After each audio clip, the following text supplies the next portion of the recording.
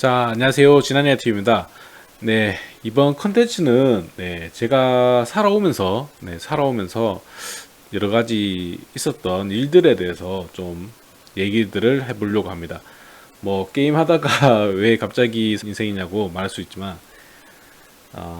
이렇게 제가 저도 이 게임을 하는 BJ이고 하지만 그 제 얘기도 이렇게 하고 또 여러분들한테 제가 겪었던 경험을 통해서 여러 가지 정보도 드리고 그런 것도 하고 싶어서 이런 컨텐츠를 마련했고요.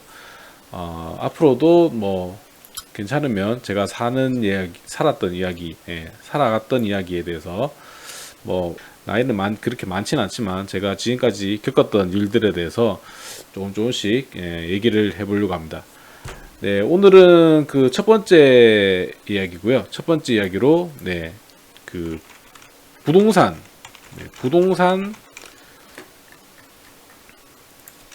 사기를 당할 뻔했던 경험에 대해서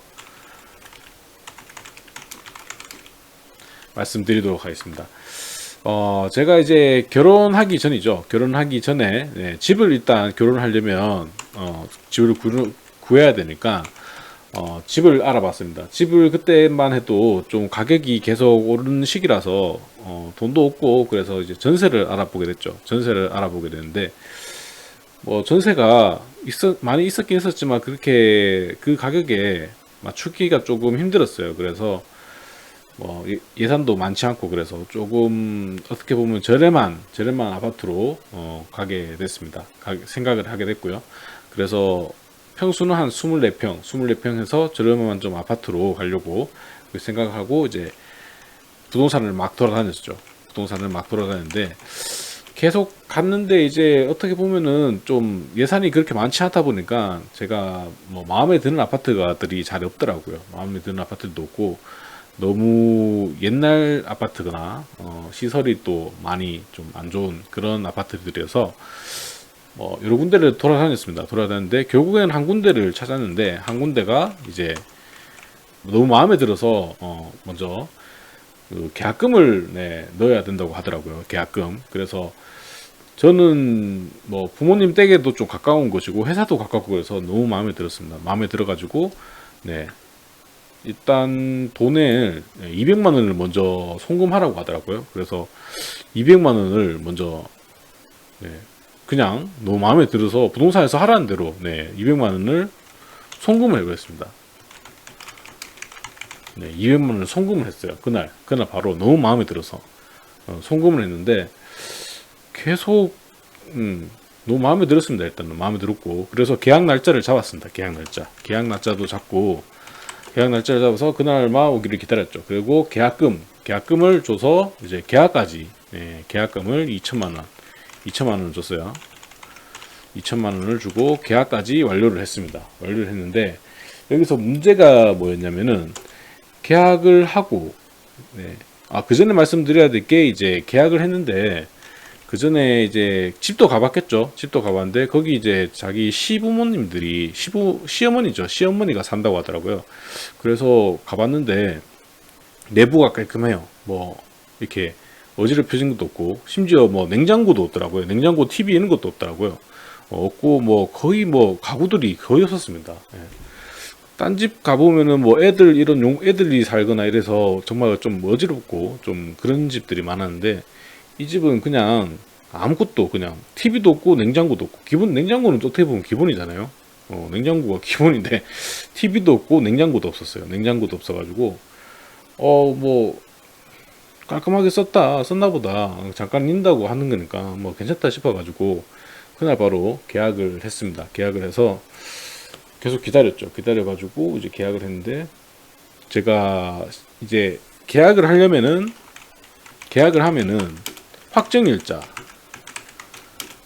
확정일자를 받아야 되고요. 확정일자, 전입신고, 입주하기 위해죠. 그리고 실거주, 이렇게 3조건이 갖춰야지 이제 그 전세금을 돌려받을 수 있는 이게 그 계약 조건이죠.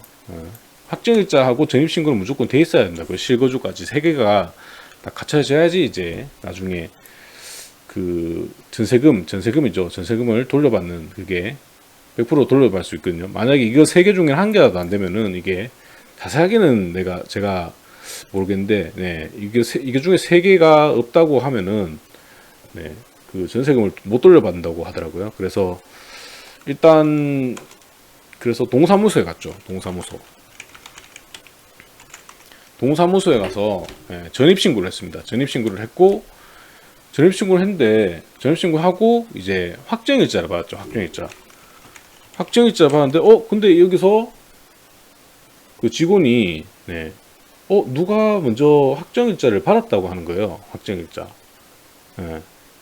이게 확정일자가 이게 정말 중요하거든요. 이게 우선 순위로 이제 돈을 돌려받을 수 있는 그런 권리인데 누가 이게 2주 전에 제가 계약하기 2주 전에 누가 확정일자를 먼저 받아놨다는 겁니다. 그래서 제가 이게 무슨 말인지 하면서 이게 그걸 내용을 보여달라고 했죠. 보여달라고 하니까 진짜 2주 전에 어떤 사람이 그 아파트 명의로 확정을 받은 겁니다. 전세금 제가 계약했던 그 계약금하고 똑같은 금액으로 해서 전세 계약을 하고 확정일자까지 동사무소에 받았더라고요.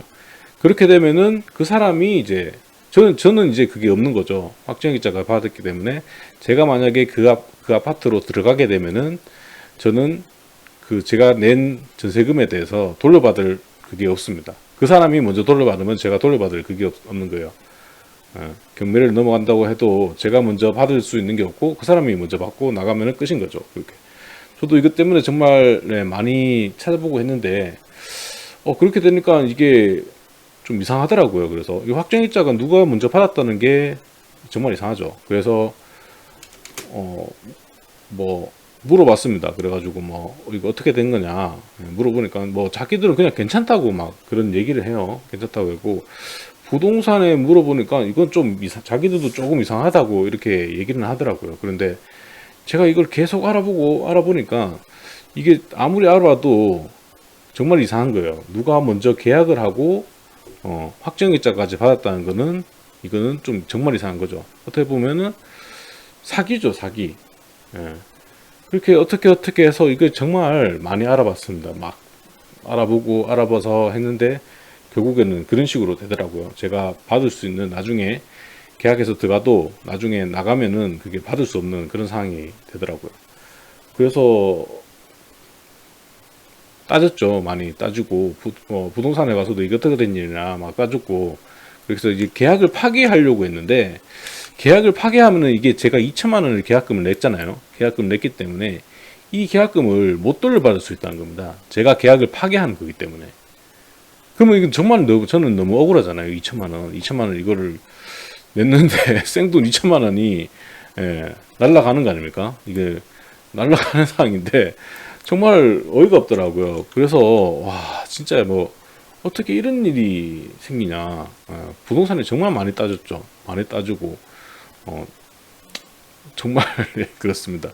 그래가지고 결국에는 이거 2천만 원을 뗄 수가 없으니까 아시는 분 변호사분을 통해서 각서를 쓰면은 괜찮다고 하시더라고요.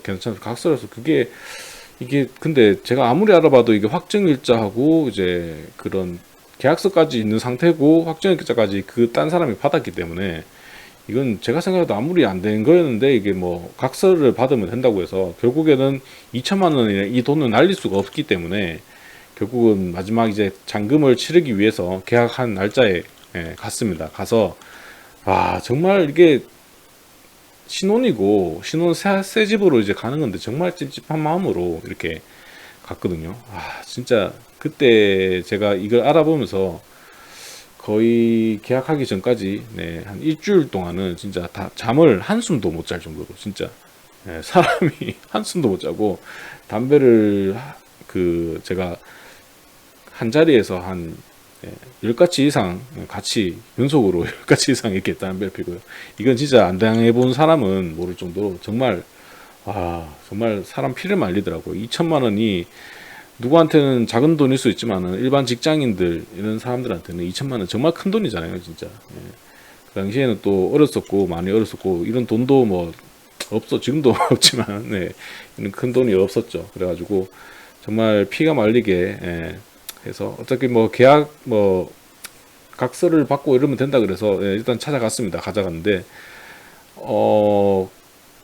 거기서 이제 전세권 설정하고 이런 제도들이 있거든요. 전세권 설정에도 이런 제도들이 있어가지고 뭐 전세권까지 이렇게 설정을 하고 이런 식으로 계약해서 하려고 했습니다. 하려고 했는데 이 사람이 그날이죠. 그날 그겁니다.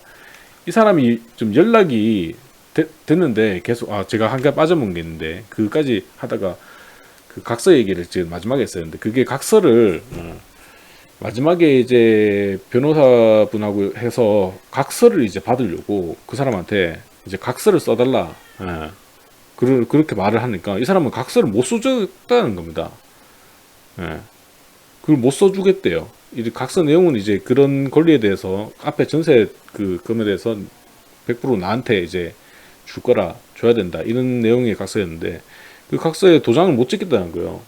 그래서 그때부터 이제 막 따지기 시작했죠. 이게 그때부터 이제 2주 전에 누군가 이 아파트를 계약을 했고 확정일자에 받았다. 이게 누구냐 그런 식으로 얘기를 했고 그 확정일자에 받았던 그 내용에 사람도 있었어요. 그 연락처인가 그 어렵게 그렇게 알아내가지고 그 막 따졌죠. 그러니까 뭐 그 사람 따지니까 그때부터 또 그 사람은 또 연락이 안 되고요. 연락이 안 됐고 확정일자 계약했던 사람하고 확정일자 받은 사람 부동산에서 알아냈는가? 그 어떻게 연락이 돼가지고 그 사람한테 전화해서 직접 왔어요. 태권도를 하더라고요. 태권도라고 이게 어떻게 된 거냐 물어보니까 그 사람은 지금 저하고 계약하려고 했던 사람이 자기는 명의만 빌려주고 하면은 아는 사람인데 그냥 명의만 빌려줬다 이런 식으로 얘기를 하더라고요. 자기는 모르는 일이다. 이런 식으로 얘기하더라고요. 진짜 어떻게 보면 이거는 진짜 사기 치려고 작정한 거죠. 제가 계약하기 전에 2주 전에 그 전세 계약을 하고 확정일자까지 받았다는 거. 어떻게 보면 진짜 사기를 치려고 그렇게 한 겁니다. 그때 또 기억이 나는 게 있네요. 그 상대편 부동산 번호를 알아가지고 상대편 부동산에 또 전화를 하니까 자기는 뭐 정당한 계약이다. 그런 식으로 뭐 얘기를 하더라고요. 이게 그 전에 2천만 원 계약했는데 이거 어떻게 됐냐 하니까 이건 정당하게 계약한 거다. 이렇게 식으로 말도 안 되는 얘기를 하더라고요. 저에 대한 그런 전혀 생각은 없고 자기들 얘기만 하고 그렇더라고요. 참 진짜